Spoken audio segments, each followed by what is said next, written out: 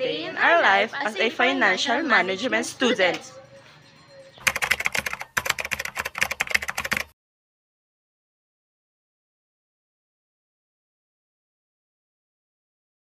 The Philippines offer a tiered banking system catering to different financial needs. Here's a breakdown of the main types. First is universal banks or UBs. These are all-rounders, offering the widest range of services. They can accept deposits, grant loans, handle investments, and even participate in foreign exchange. Think of them as financial supermarkets. Second is commercial banks or KBs. Similar to UBs, they offer a broad array of services like deposits, loan, and cash management. However, they typically focus on traditional banking systems or activities and may not have investments or foreign exchange options. The third one is the thrift banks. These banks specialize in mobilizing savings and providing loans for specific purposes. They often cater to a particular sectors like housing or development. Think of them as saving-focused institutions that support specific goals. The fourth one is the rural banks or cooperatives banks. These banks serve local communities, particularly in remote areas. They offer basic deposits and loan services, often focus on agricultural, small businesses, and microfinance. They play a crucial role in promoting financial inclusion in the countryside. And lastly, the Islamic banks. These are specialized banks that operate following Islamic principles. They avoid interest-based transactions and offer Sharia-compliant financial products like profit sharing and leasing agreements. Remember, this is a simplified overview. There might be some overlap in services offered by different banks and regulation can change.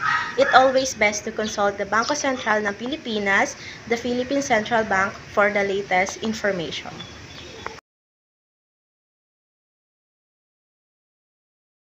Here's a breakdown of the functions and roles of commercial, thrift, and rural banks in the Philippines.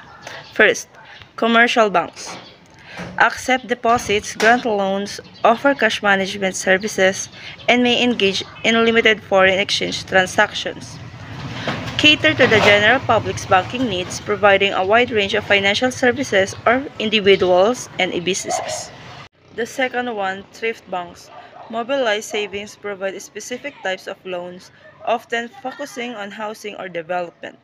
Promote savings and support specific sectors like housing or development by offering specialized loan products. The third one, or the last one, rural banks. Offer basic deposit and loan services, focusing on serving local communities, particularly in remote areas. Promote financial inclusion in rural areas by providing essential banking services to underserved communities and supporting local businesses and agriculture.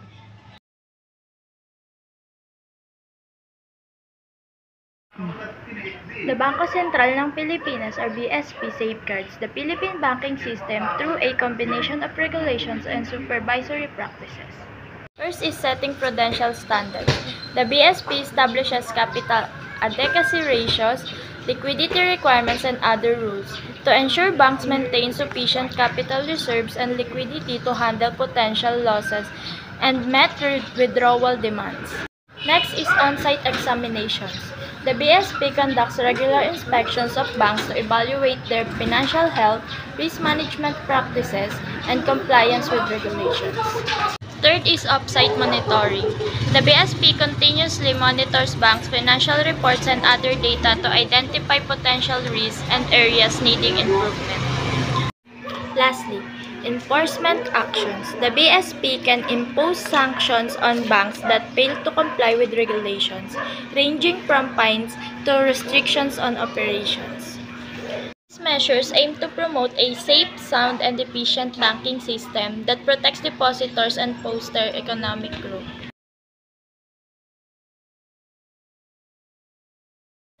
A well-regulated banking sector is crucial for a healthy economy. Here's why. First, stability. Regulations help prevent bank failures, which can trigger financial crisis and cripple economic activity. Second is consumer protection. Rules ensures that banks treat customers fairly and offer transparent services. And lastly, economic growth. A stable and well-functioning banking system encourages investments and lending, fueling economic expansion.